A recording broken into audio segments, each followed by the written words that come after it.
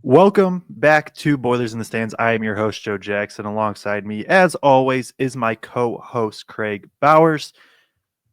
Feels like, 12 hours ago? Or a little over that, like 15 hours ago, we did the Purdue's post-game show. They pick up a good win on the road at Minnesota. And now you turn around, it's Big Ten play, and you stare down a tough Northwestern team home Sunday, January 5th. I believe it is a 2 o'clock Eastern time tip. Will be on Big Ten Network. A Northwestern team that maybe doesn't have, I think their record doesn't quite reflect the level that they have been playing at.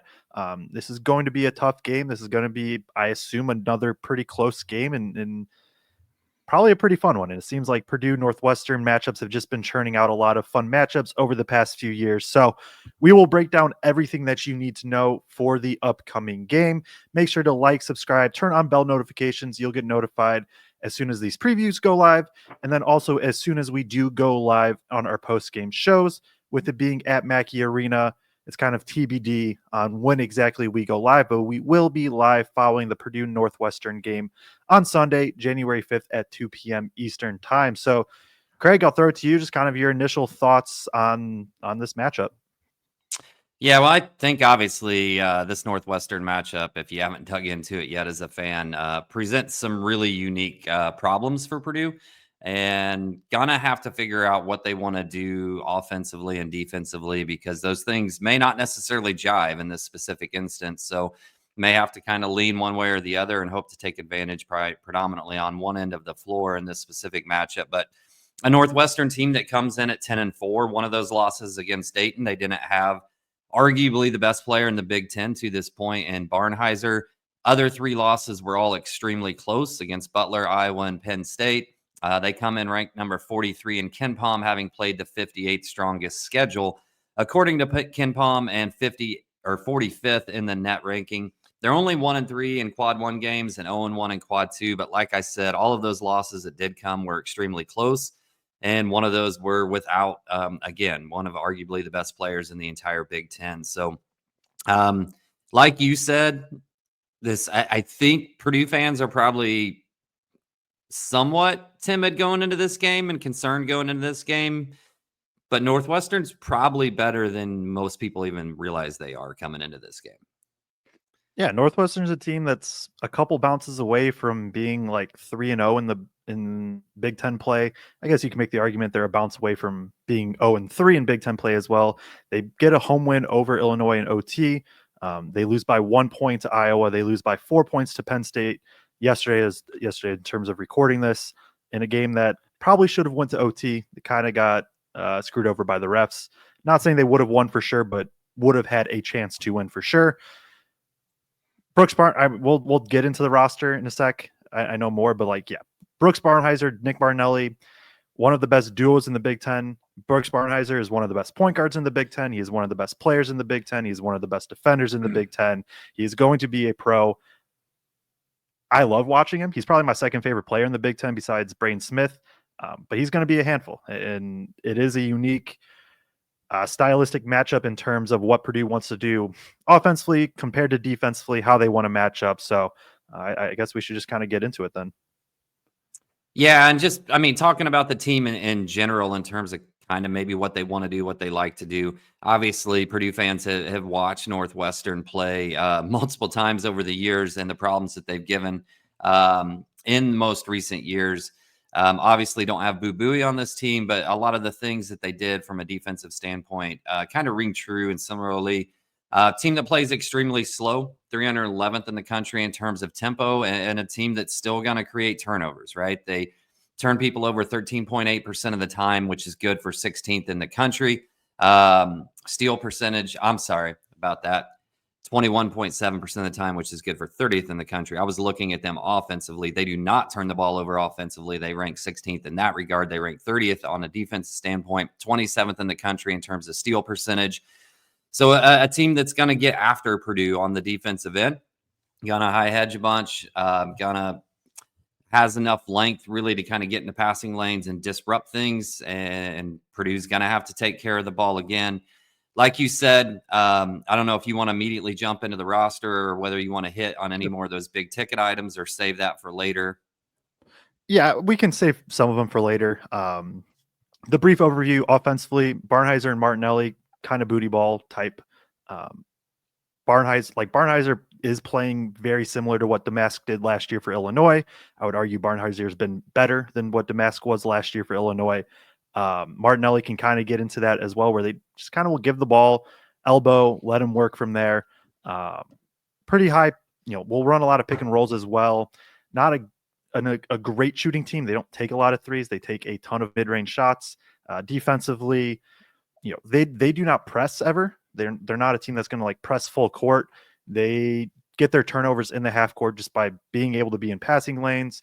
They have multiple guys with just really, really good instincts defensively and good hands. And that's kind of what makes it tough. You said it, they're going to high hedge a bunch. I think they just do a good job of being in the right place at the right time defensively. And that's where a lot of the issues that they get teams into come from. And then you have really good defenders on top of that, and it makes it a good defense overall. Yeah, and to your point of them not being a great 3-point shooting team, 56% of their points come from two for this team. So another team, we've talked about a couple here recently that will get into mid-range, get into that paint a little bit more. They rank 344th in the country in terms of 3 points attempted versus compared into percentage-wise in terms of total field goals attempted. So yeah, a team that's really going to live in that mid-range zone, and they have a lot of guys that are pretty successful doing that.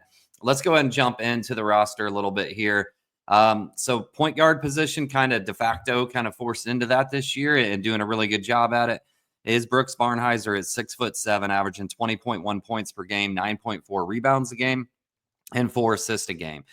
Beside him, you'll see Jalen Leach and Ty Berry in terms of the backcourt. Jalen Leach is a 6'4" guard, averaging 14.1 points per game, 2.3 assists, shooting 36% from three on 4.1 attempts per game. And then Ty Berry, a guy that if you would have asked me last year, like who's going to really step up on this team with Boo Buie leaving, my first answer would have been Brooks Barnhizer, but my second one probably would have been Ty Berry. And haven't really seen it yet this year. He's struggled to a degree, averaging 8.2 points a game, 2.8 rebounds, 1.2 assists. He is shooting over 40% from three, but just really hasn't blown up from a production standpoint as maybe some people thought coming into the season. Do we group Martinelli in here too, or do we save him and discuss him with Nicholson down low? Well, we can talk about him with Nicholson. Okay. Brooks Barnhizer is amazing at basketball. Like that's just where I want to start. I was a big proponent of him this whole offseason of like, hey, he should be point guard. Hey, just let him booty ball. Hey, just let him run the show because he's that good. I also thought with the Jalen Leach addition in the offseason, like when you watched him at Fairfield, I thought he worked better as more of an off-ball guard. Now he can handle the ball. He can still facilitate it some, and it's not like he'll never bring the ball up. But I just thought he worked better as kind of this off-ball, more scoring guard, and that's what he's been. Not crazy efficient, but a guy that you have to respect from three in terms of Jalen Leach, a guy that can get downhill, a guy that can run pick and roll, a guy that can attack closeouts, can do a little bit of everything, and that's what kind of makes it a tough matchup. I'll talk about Berry for a second, then go back to Barnhizer. Berry, he has been the definition of a streaky shooter this year from three. He is a guy right now you want to force him to put the ball on the ground. He is 9 for 31 from two. He isn't shooting great from the free throw line. He's not getting there an insane amount either. 38% from three on the year. But here I'll just read through the past handful of games from three for Ty Berry. 1 of 6, 5 of 7, 1 of 4, 3 of 5, 0 of 2, 5 of 9, 0 of 4, 1 of 5, 0 of 1. He's either going to get really hot or he's going to miss a bunch. And that's kind of what he's been. I believe last year, he hit like 7 or something like that in Mackey Arena. So a place that maybe he's comfortable shooting in. Yeah, he was 6 of 9 in that OT game from three. He's a guy that is streaky. Do not want to let him get one going early. He's also been a pretty good defender for them. Just another guy, quicker hands. They're not super big in terms of the backcourt, 6'4" and 6'3", both like 200-ish pounds, but they're both productive, I think, in the roles. And then going back to Barnhizer, like he is somebody that will run a lot of pick and rolls. He has been a fantastic facilitator this year, top 200 in assist rate, hasn't turned the ball over much, can knock down a three, but obviously he's at his best getting downhill in the mid range, in those floaters, those hooks with kind of the booty ball post ups is what they've been morphed into. But he is more than that in terms of he can still drive, he can attack closeouts, he does everything. He's also like, if the season ended today, I think he'd be my defensive player of the year. I think he has been that good. He is, in my opinion, not by far, but he is the clear-cut best off-ball defender in the conference. He is going to have insanely active hands. He can help protect the rim still with those quick hands, as the kind of the four-man, or sometimes they run him, him and Martinelli is the 4-5. They'll go super small, and then he's tasked with that. I just can't say enough about he can do everything. He is the definition of a superstar right now in the Big Ten. Been one of the best players in the Big Ten. We'll talk more later about how Purdue might try to go about stopping him. I know one thing for sure is they'll double the post-ups because that's just what Purdue does. But yeah, I cannot say enough about how good Brooks Barnhizer has been this year. Yeah, and he's been impressive, and a guy that's extremely strong and built too. I think he needs to get a bigger pair of shorts because it looks like his quads are about ready to pop out of him. But you're not really gonna affect him with physicality, right? He can play through that physicality. I do think sometimes when he goes to that booty ball, you kind of saw Penn State at times dig down hard and just try to get their hand in there on the ball sometimes. But it's hard to rip it away from him. But you got to try to disrupt him and kind of disrupt his vision because he can spray it once once he goes into that booty ball post up. You send a second guy to him. He's really, really good at finding the open guy in the court. So you've got to disrupt that vision to a degree. It's going to be really interesting. I know we're going to talk about it more later on. It's going to be really interesting to see what Purdue does from a defensive matchup, right? Because 6'7", 6'6", 215 pounds at point guard just doesn't lend itself great necessarily to a matchup that Purdue would normally run out there, especially not with the new starting lineup. So we'll dig into that a little bit more. Let's go to the other two starters with Nick Martinelli at 6'7", averaging 20.2 points a game, 5.8 rebounds, and 1.7 assists. And Matt Nicholson at center at 5.3 points a game. Not a huge scoring threat, but like you said, certainly a lob threat if you leave him open on that backside, averaging 5.1 rebounds. Pretty good passer for a big man as well when he is putting those opportunities. Not that he's going to a bunch. Had an incredible pass in that Penn State game, actually, if I remember right, where he finds Martinelli. So a guy that, I don't know, he's good at that center spot. Not going to be a focal point, but another really fundamental guy, maybe a little bit slow-footed. I'm interested to see what Northwestern does defensively if Purdue rolls out Caleb and TKR, and if we can get Nicholson on TKR, just what TKR might be able to do in that short roll, going at him instead of trying to post up him. But again, we'll dig into that a little bit further as well. I guess thoughts on Martinelli and Nicholson here. Yeah, Nicholson is just, he's been who he's been. Really good rebounder, good rim protector, going to be in high hedge a lot. Not a shooter at all. Basically just going to finish around the rim. And he's not going to be a big post-up guy either, but 7 foot, super crazy physical and strong. Like it's a guy that does his job for 20 to 25 minutes a night. Has done better this year, I think, even too, with not getting in as much foul trouble. I think, he's only had 4 fouls twice this year. He's going to give you 20 to 25 minutes of solid big man work. Maybe if TKR can get Nicholson on him, there is the scenario where, that short roll opens up, or even if First is setting the screen and Nicholson's the backline defense, then TKR can kind of work there. But solid overall big. Like you're not game planning to stop Nicholson, but at the same time, you have to know what he does, and he does those things very well. Martinelli's been the big, breakout guy. He's similar to Barnhizer in terms of just like loves that little mid-range floater. He has some just crazy good touch on his shots and good footwork, is going to get to the left hand a bunch. Not a super high volume 3-point shooter, but like can knock him down. He did start the season 8 for 8 from 3, which I think boosts the percentage a little bit over what his true shooting percentage probably is. But a guy that he's not as much of a facilitator as Barnhizer. He's more of just a pure scorer, but gonna get to the rim, gonna get to the paints. he's a guy that like he'll have I guarantee at least like 2 shots this game that go in that you're just like, how did he like get to that shot? And then they still go in. He's been like there was a period of time where it was like Martinelli is the best player on this team, and that was for good reason. Now I would still take Barnhizer, but like Martinelli has been one of the best, second scoring punches in probably the country. Yeah, and really is a 1-2 punch from a production standpoint. You could argue that they're the best 1-2 punch in the country, just from a scoring output, and then all the other stats that those two are racking up as well. Also, a guy who does a really good job cutting off Barnhizer when Barnhizer's in that booty ball. He'll dive and cut, and Barnhizer's really good at finding him, and then he gets that little 4-footer, floater, yada, whatever he has. And the word I was going to use to describe him was unorthodox. Like, yeah. If you went to the city courts, Joe, and you'd never seen this guy play, and he hit like a few of those shots on you right away, you'd be like, junk. Like, that's not going to keep going. But he does it over and over again. And like, just watching him, I'm like, man, how is this guy good? And then he just keeps doing it. And he keeps doing it because he looks kind of clumsy, looks unorthodox in what he does. But my God, he just keeps dropping those shots, flipping him over his shoulder, falling away, yada, yada. Just really, really impressive in terms of what he can do consistently with that soft touch around there. And with his size and with his length, certainly extremely effective.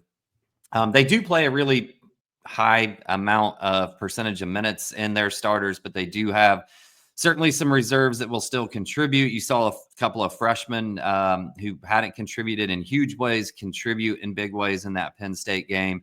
But I think you got to start probably with Justin Mullins, a 6'6" guard, averaging 3.7 points and 4.1 rebounds a game. A player that's got some athleticism to him. I think he came from Denver 2 years ago, right? And was on this roster last year. And then Luke Hunger, who comes in at 6'10", a big, averaging 3.8 points, 3.3 rebounds, 1.7 assists. A little bit more mobile, athletic, big than maybe what Nicholson is down there. Not the same type of imposing size and body to him, but certainly a guy that can still be effective. And then you have the 2 freshmen who I think are really good in their own right. And to me, there are 2 guys, just watching them. Northwestern to me is a program kind of similar to Iowa and Wisconsin that you're like, okay, like that guy's okay. And then the star leaves. And then the next year, they've always got one guy who steps up that you're like, how did that dude go from scoring 8 points a game to 15 a game? Just like that, And to me, Wyndham and help me with the last name on the other one. Sheravino. Angelo. Sheravino.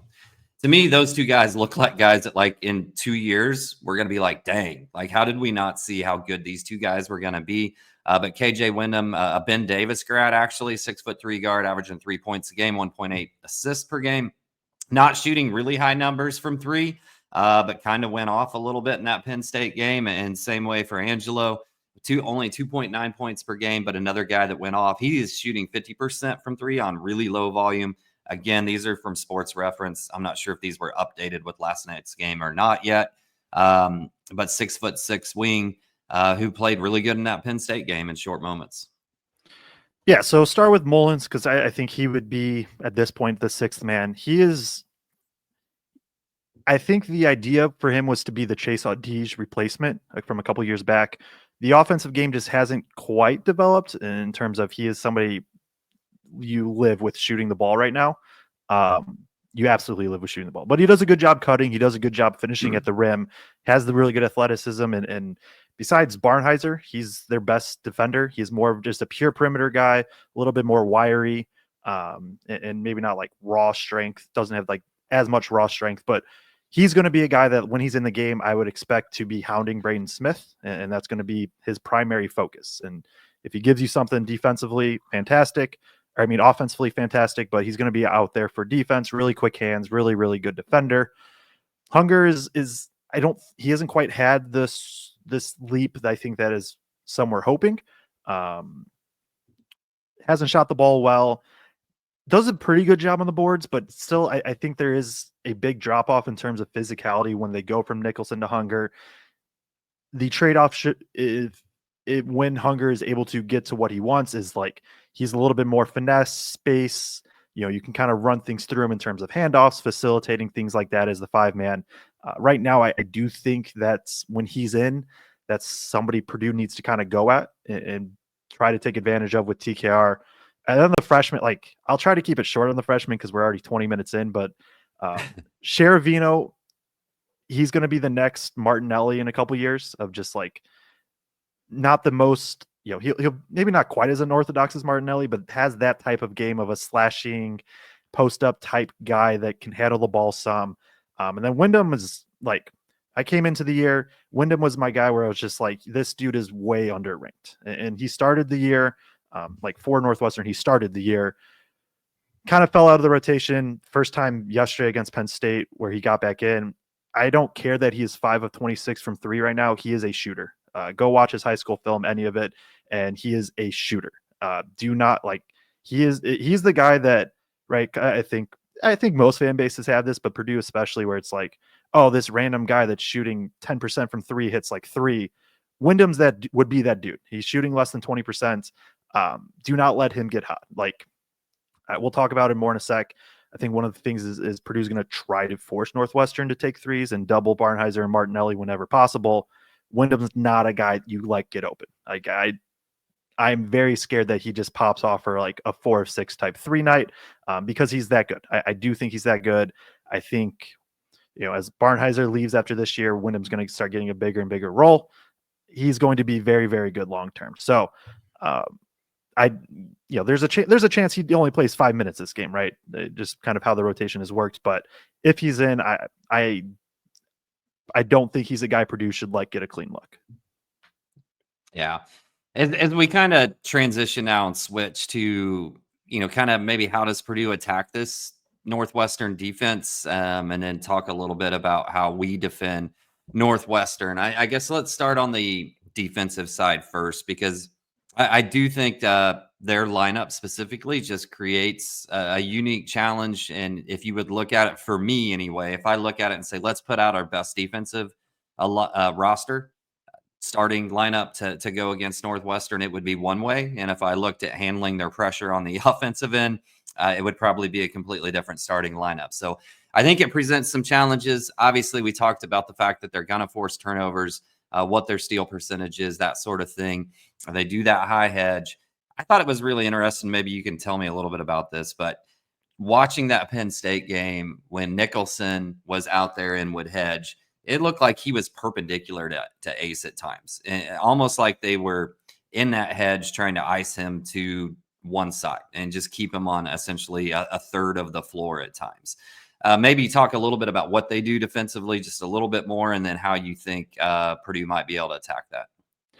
Yeah, so they do the high hedge, and I would say the difference between them and like Minnesota's more is just to kind of stunt the ball handler and just make them have to hesitate for a second and then rotate back.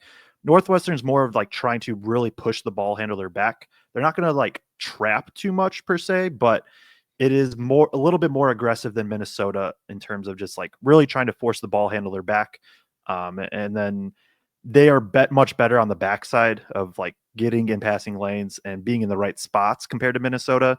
That's what can make it tougher. I do think specifically with how Northwestern plays, I think I'm a little less concerned against this defense compared to Penn State or A&M or those types, where I do think like it has to be a very good Braden Smith game. He has to have a low turnover game. I think if he has a low turnover game, though, the way that Northwestern plays, you can kind of just keep the ball in Braden's hands a lot. And I think he can solve a lot of the issues of not turning it over, because they're not a team that's like going to press and necessarily immediately force the ball in others' hands. It comes off of pick and rolls where, in theory, right, if that happens, Braden Smith should be able to get TKR on the short roll. And then from there, it's going to come back to guys got to knock down shots. Colvin, when he's in, Heidi, when he's in, they have to knock down shots. Fletch has to be good. CJ Cox, if he starts or if he comes off the bench, he has to be able to knock down a shot or two as well. And so I think I guess, I don't know if concern is the right word. The concern, problem, thing I'll be watching for with the non-Braden Smith guards is, can they just knock down a shot simply? Because I think that they'll be there as long as Braden Smith handles the ball. Now, if Braden Smith starts turning it over and that hedge is really affecting him, that's when I think you do probably need to go to a true secondary ball handler like CJ Cox and get him more minutes. But I do think there's a scenario where it's Braden's just kind of fine against it, and he's handling it fine and being able to convert it into some points where you can go with a little bit more of the defensive lineup that we'll talk about in a second.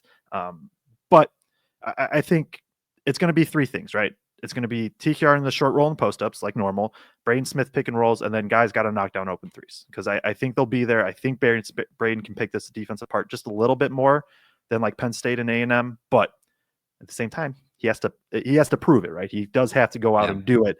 Easier said than done. And those guys on the wings have to prove that they're going to knock those shots down when they're there, because I rewatched the Illinois game and I rewatched the Penn State game this morning, just kind of prepping for this, and they got some open looks from three. In both of those games, they didn't necessarily knock them down at a high rate, especially early on. I only watched about the first half of the Illinois game, but they had some open looks from three and didn't knock them down. So I'm really glad this game is in Mackey, where we tend to shoot the ball at a higher percentage, especially for guys that maybe struggle on the road specifically. But when those looks are there, they got to knock them down. The only other thing that I would say is just watching a couple of these games, and we've kind of known this about Northwestern in general over the last few years, is they can foul a lot because of the way they want to pressure the ball. And if you match that aggression, the defensive aggression with offensive aggression, we've seen times when Purdue's really been able to get to the foul line, not just the bigs, but the guards as well. And I think you got to match that aggression to a degree, kind of force those refs to make those calls at times. And I think you really, really saw that in the Penn State game with the guys they had handling the ball against that pressure specifically. I'll interested with your take on this. I think this Northwestern team is extremely good team defensively, similar to how they have been. And Brooks Barnhizer is a really good individual defender. I thought in both of those games, though, they did kind of show, right? Because Northwestern is going to switch 1 through 4, right? Defensively, primarily. Yep. I did think that there were times in those games that they did show if you can get matchups on individual defenders, that they're maybe not as good across the board in terms of individual defenders as what we've seen in the last couple of years. Because Penn State's and Illinois' guards both at different times were able to kind of size them up and just go at them a little bit. Yeah, I agree with you there. Brooks Barnhizer, I already said, I think he will have a legitimate case for Defensive Player of the Year. And even his defense, I think a lot of it comes from being really, really good off ball, like insanely good off ball, and then just a good on ball defender.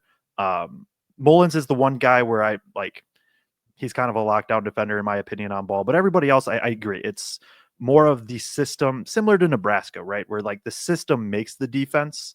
Now you have to have good players and you still have to, perform well within that system, but I agree in that maybe they're not the best individualized defenders. Martinelli isn't like the best individualized perimeter defender. Leach isn't. Barry is solid, but I don't think he's like elite in that aspect as well. So maybe it is a game where you get a quick switch and you see a little bit more Braden Isos. I mean, we've seen it more and more throughout the past handful of games, and maybe that is something that they go to even more. Yeah, I kind of wondered with the switching, whether they might not try to get like Braden on an island with Martinelli a little bit, or with Leach, for example. So switch it to the other side here in terms of how we defend Northwestern. Obviously, with Barnhizer running the point, then you're looking at 6'2", 6'4", 6'6", 6'7", but you got a point guard out there at 6'6", and then you got a 7-footer behind that. We saw a starting lineup switch going into that Minnesota game where we kind of went small 1 through 3 and then back to 2 bigs, more similar to what Purdue has looked like in the most recent years. Just trying to match up in terms of what they'll do defensively. I guess, how do you view, right? So let's, if we assume that we're still starting 2 bigs, right? So then First and TKR are matching up against Nicholson and Martinelli. How's Purdue matching up against Barnhizer and the rest of the perimeter? If they keep CJ Cox in the starting lineup, it'll be interesting. I do expect this to, even if CJ starts, unless he's on like an absolute heater, I would not expect this to be a game that CJ closes the game. I I guess in theory, if you really need the secondary ball handler, he could, and then Lawyer doesn't finish the game. I think the first scenario is more likely. I would guess if it's those three guards, I would guess CJ starts on Brooks, and you're just doubling the post. Yeah, because I don't think Lawyer has more size, but I don't think Barnhizer can bully through any three of those guys. I would guess CJ Lawyer. I would be confident Lawyer's going to be on Barry. I guess Braden's going to be on Leach, and then you just throw CJ on Barnhizer and know that you're going to help and double basically everything. Like I said, I unless they really really need the secondary ball handler, I just don't. I don't see this game specifically being a huge CJ game, but we'll see. yeah, because you would expect them to definitely buffalo that double the baseline side on Barnhizer or Martinelli anytime Yeah, they they will. catch in that position, right? So, yeah, maybe I guess if CJ's starting, you just trust him to guard him on the perimeter, and then anytime he gets into that situation, assume there's always going to be help, and then you try to disrupt the passing lanes from there. The You tough got thing something though else. is they do such a good job of posting in the middle. Right, Purdue runs that defense where they're going to double baseline. It becomes tougher when Barnheiser's backing CJ Cox down from literally the top of the key. And that's where I'm curious where if that happens, what is the rotation look like if Barnhizer and Barnhizer especially is able to just kind of get going from more of the middle of the floor. That's where first is maybe come over and double and be that rim protector still, and you have TKR sagging off. I also think it's an interesting choice of my thought is you put TKR on Nicholson and first on Yeah, Martinelli just agreed. to throw more length on Martinelli. That doesn't mean that TKR has to be very aggressive on the boards, and so it's an interesting matchup. Yeah, I really think Caleb's the best matchup for Martinelli, just with the way Martinelli wants to play and his, I guess, out of size at 6'11", right? But also just his mobility and athleticism, I think lends itself really well. I think he matches up really well there, and I feel much more confident in our ability to slow down Martinelli than I do in Purdue's ability to slow down Barnhizer specifically. Like you, I think either Miles or Cam, I think we'll just see a lot more minutes from them in this game, specifically trying to match up with Brooks Barnhizer. If you're right and Braden can handle that pressure and predominantly keep the ball in his hand, then maybe it's not that big of an issue. To me, coming into this game, I was thinking we really have to have two ball handlers out there against Northwestern offensively. And then if that's the case, what do you do? So I think a lot of how this game goes may come down to, can Braden handle the perimeter pressure to the point where he's the primary initiator, and you don't have to. I mean, he's always going to be the primary initiator, but you don't have a huge need for that secondary ball handler. And then you can have Miles or Cam out there at the three. Then that's a lot better matchup against Burks, obviously, on the Yeah, defensive end. yeah, and this is in my ideal scenario, the lineup is Braden, Lawyer, Heidi at the three, TKR in first. When Nicholson's at the five, because that's one thing we haven't talked about too much is Hunger will play minutes. They will at times go basically Martinelli and Barnhizer at the 4 and the 5. And that's I don't know how much Northwestern will go to it in this one because that feels almost like what Purdue would just like. Because then you could keep TKR in first out there. You could go to Heidi at the 4. Heidi to me is the best individual defender for Barnhizer in this matchup. I have concerns that Colvin is going to be another guy that just kind of gets buried by Barnhizer. I think he can keep up on the perimeter, but what happens when he's getting posted up? Not saying Heidi will stop him, but I think Heidi's the best chance at just one-on-one individual slowing Barnhizer down a bit. And that's where I would like to see Heidi at the 3 at some point, assuming Nicholson plays the 25 minutes. Now, if Nicholson gets in foul trouble or something early and they have to go smaller, that's a whole different ball game. And I do think that could be a beneficial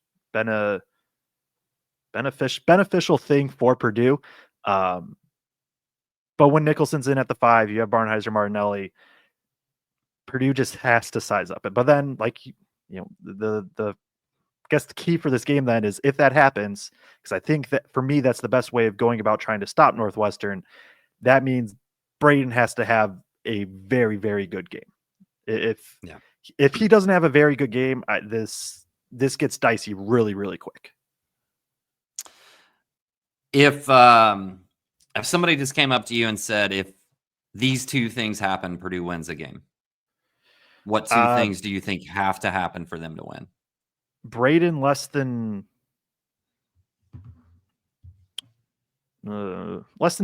Braden between like 2 to 3 turnovers, I'll say. And I'll add on to that with like Purdue keeping, under 13-ish as a team, somewhere in that ballpark. That'll be one. And then the second thing would honestly just be that Purdue shoots like if you're saying these two things happen, I'm like 99% confident Purdue wins. It would be that the turnovers get limited, Braden specifically, so that way they can match up better defensively. And then Purdue shoots like 44% from 3, right? Where they just are getting open looks and they knock them down. If those two things happen, I think it'll cover up enough defensively where it's like, because it's right. Northwestern is a good offense. It's not like they're an elite offense, though. They do take a lot of tough shots. They don't take a ton of threes. They don't shoot threes particularly well. They can be stopped. It's just the personnel specific for Purdue makes it a little bit tougher. So yeah, turnovers and then Purdue knocking down open threes would be the two big things I would harp on. So I'm going to go just a little bit different. I was going to go turnovers as well, but I would say Purdue being 11 or less team turnovers in this game. And then I'm going to go Purdue being +5 in rebounding. If those two things happen to me, I think there's a really good chance Purdue walks away with the win. Any other big ticket items you want to hit on this one before we sign off? No, should be a fun game. I'm excited for it. I think. I got one. If you are in the Lafayette area, I'm seeing lots and lots of reports from people coming from south of Lafayette, kind of where the snow line is, saying that they are unloading their tickets, that they're not even going to attempt to get to Lafayette, battle in the snow tomorrow. Sunday? Bad. On Sunday. If you're a Lafayette area person, if you live north, right, of that snow line, and you're not going to have to deal with it that bad, buy up those extra tickets. They need a Mackey advantage in this game tomorrow. We do not want empty seats at all in this game tomorrow. Go to the third-party sites. Somebody told me tickets they bought for $80 a piece early in the season are under $20 a piece on those third-party sites right now. Go buy them up. If you're not going to be in the heavy snow area, make sure we pack Mackey. Yep, because this is also technically a break game still too. Students should be pretty much back, but it won't. I don't think it'll be a full paint crew, like both sides paint crew either, from if I'm remembering correctly. So, yeah, I think that is important because Purdue is going to need it. I expect this to be a very close game. Because also like Northwestern's 4 losses, they've lost by 5, 2, 1, and 4. It's going to be a close game. Purdue is the better team. What? The one they lost by 5 was without Brooks. So yeah, at Dayton, at a Dayton team that's going to make the tournament too. And they lose by 1 at Iowa because Dix hits a 35-foot fadeaway game winner. Butler, the 2-point loss. That's the one where Barnheiser made the full court 3 where he was getting fouled, but then refs said he wasn't shooting yet, even though he was. And then the Penn State one, they have the put back right at the buzzer that gets waved off because of the dumb goaltending rule. So it's a feisty Northwestern team. I think that's the main theme from those losses, that this is going to be a tough game. I do think Purdue's the better team. I do think Purdue should win this game, but it is going to be a tough game. Just like 95% of the games are going to be in the Big Ten. So appreciate everybody tuning in. This was definitely a longer preview than we anticipated. Our goal coming into this year was we'll keep them 15-ish minutes, and this one is about to be 40. So please make sure if you are here, hit the like button, subscribe, turn on bell notifications, share it to other people. We enjoy doing these, so appreciate everybody tuning in. We'll be live after the game Sunday, January 5th. It is a 2:00 Eastern time tip on Big Ten Network. Appreciate everybody tuning in, and we will catch you all in the next one.